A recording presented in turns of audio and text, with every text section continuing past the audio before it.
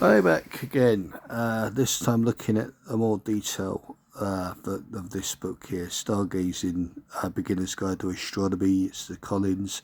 This is one of the sets you saw me looking at in another video, and I wanted to give this a bit more of a treatment. I've had a closer look at it, and you can see the content here is quite comprehensive.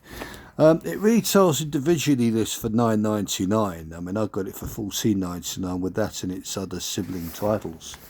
It's written by Ramilda Topalovic and Tom Kurz. Please forgive me if I haven't pronounced the first name correctly.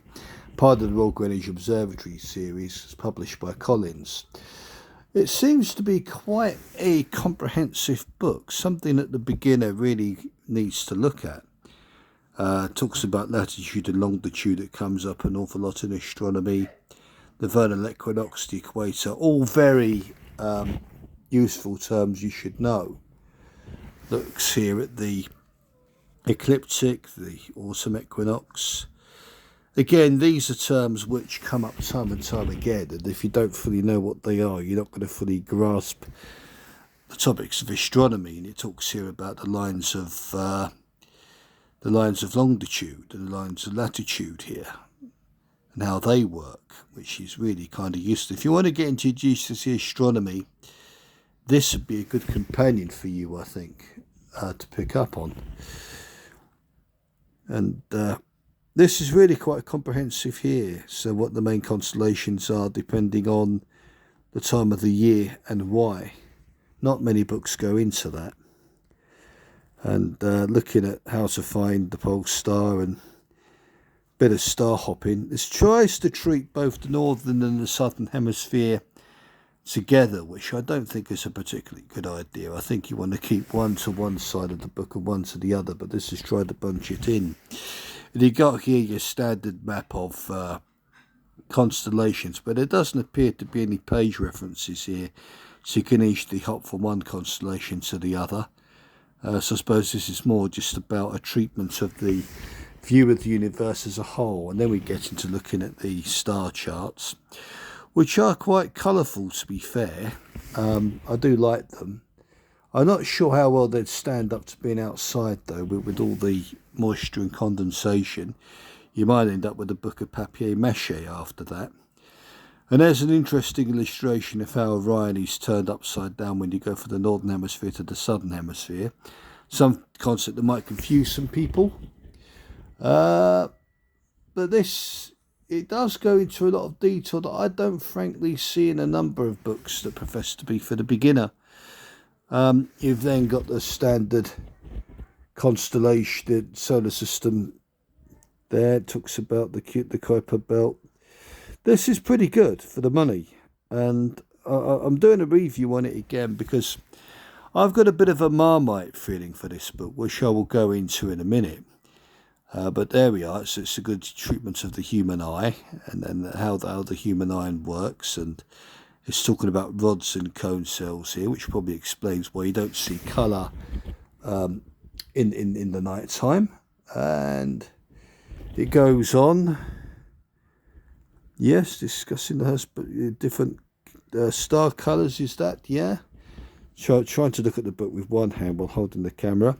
And then we have the planisphere. Now, the planisphere is an ancient tool which I wouldn't imagine to find on the bookshelves of too many amateur astronomers these days, but nevertheless it's still useful to know about. And this kind of tells you how it works. And even though the likes of Stellarium have probably made this thing redundant, I think just to glance at it and get a general view straight off the racket of what you're going to see outside, rather than guessing with Stellarium, is going to be kind of advantageous.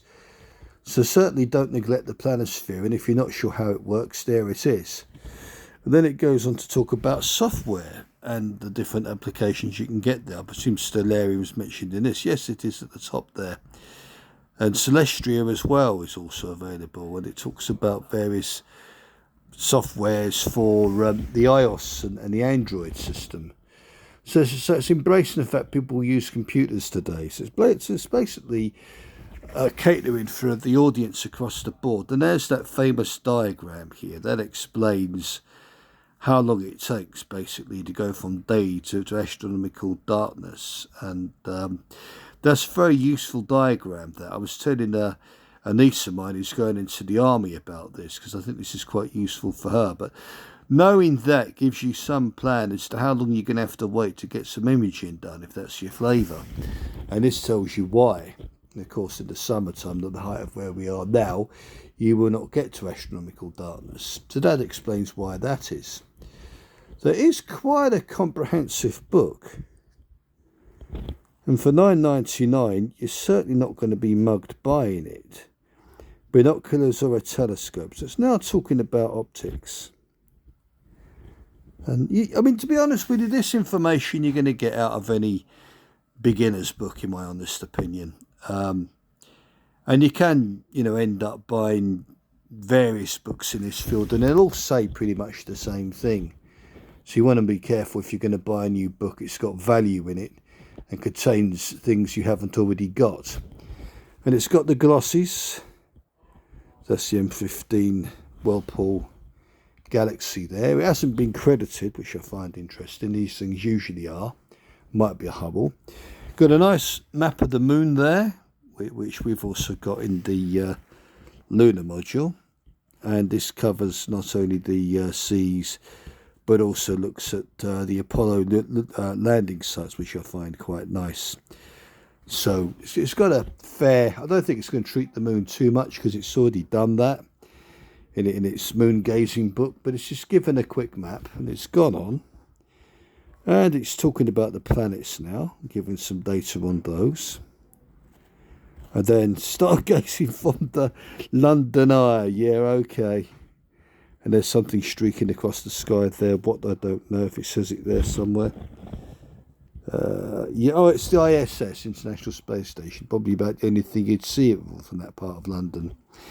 Anyway, so it gives a bit of treatment to that and talks about comets, the galactic centre, talks about exploring the galaxy, star formation, standard stuff really, and then gets into the constellations. Now, the only real sort of gripe I have for this book is that it seems to cherry pick the objects that it's going to discuss. So you've got, I don't know if I'm going to meet it here, but I have already seen it. So for example, Hercules, it discusses. In fact, I can start probably here. So if you look at Leo, for example, it's given a page and a half to this, although it's treating Leo and Coma Berenices together, which I don't think really works, because there's quite a lot going on in Leo if you think about it. And if you look down there, you can see you got the Leo triplet there, the 3628, 66 and M65, and then you got M105, M96 and M90. All of them are, both of them are delightful groups of galaxies, and there's the Leo triplet discussed there. But what gets me slightly is why they've ignored off M105, 96 and 95. I mean, these are visible too, and yet there's no treatment for these at all. Which I find a shame, really, because it's done the same thing with Hercules. Because Hercules, it's talked about the Messier 13 celebrated globular star cluster, but it hasn't mentioned M92, which, albeit it's a fainter star cluster, is still there and still worth a detour. And yet for a beginner's book, it's not mentioned there either. And here's Orion. Let's talk about the Great Orion Nebula. And yet no mention of the Horsehead here. Now maybe it's because the Horsehead is a bit of an elusive object for beginners. It might be that. But at least mention it, that it's there, I would have thought. Perhaps it deems that these objects are not really within the reach of the beginner. But I think it's sad in a way that, that a detailed atlas like this, it's obviously quite well thought out. And, the information's nice as well, because everybody looks at something, wants to know how far away it is. So, the Hyades is 153 light years away now. So we're looking at it as it was 153 years ago. And, you know, we got the Pleiades, it's 444. That's not very far at all. But that's my problem. It hasn't, you know, getting back to Orion, I mean, there's no mention of the Horsehead Nebula here, which if you're a beginner looking at this with fresh eyes, you're not going to necessarily learn that. And while it's not an easy object to get for beginners, still tell people about it. I mean, you got the Andromeda Spiral it's discussing here. Of course, it can't be much of a book to leave that out. But this is one gripe I've got, that it seems to have the space there.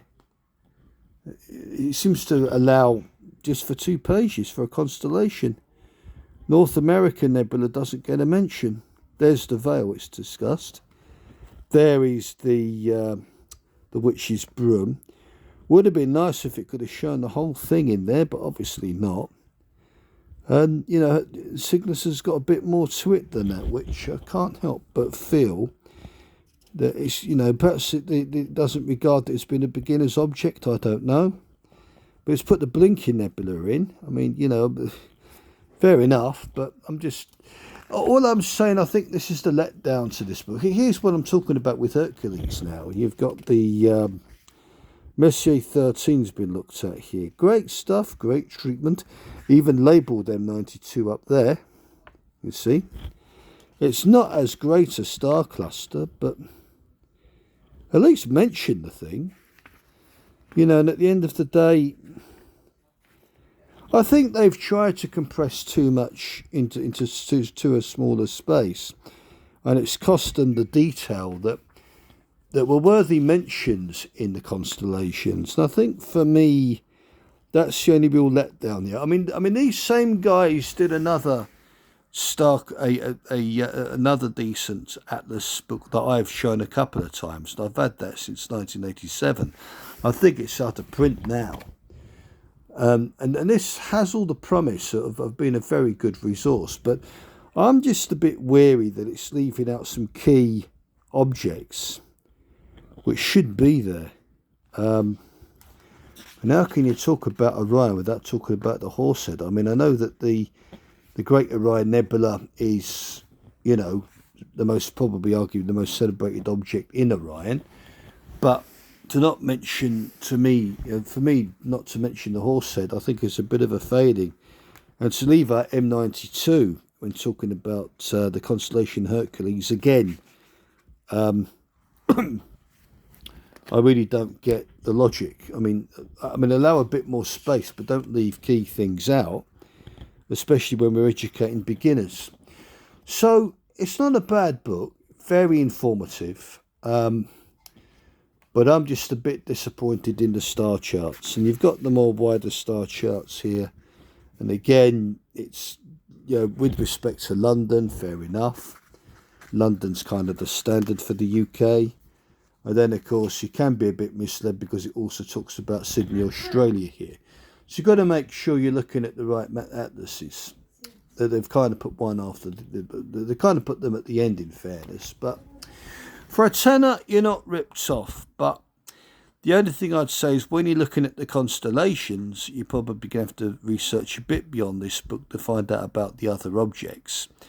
But for a tenner, and I got that for 14 quid with the whole series, you can't grumble. But I think really, Collins, sort it out with the Star Atlas. You can't leave key objects like that out. But that's just my honest opinion. Okay, so hope that helps you, and thank you for watching. Ta-ta for now.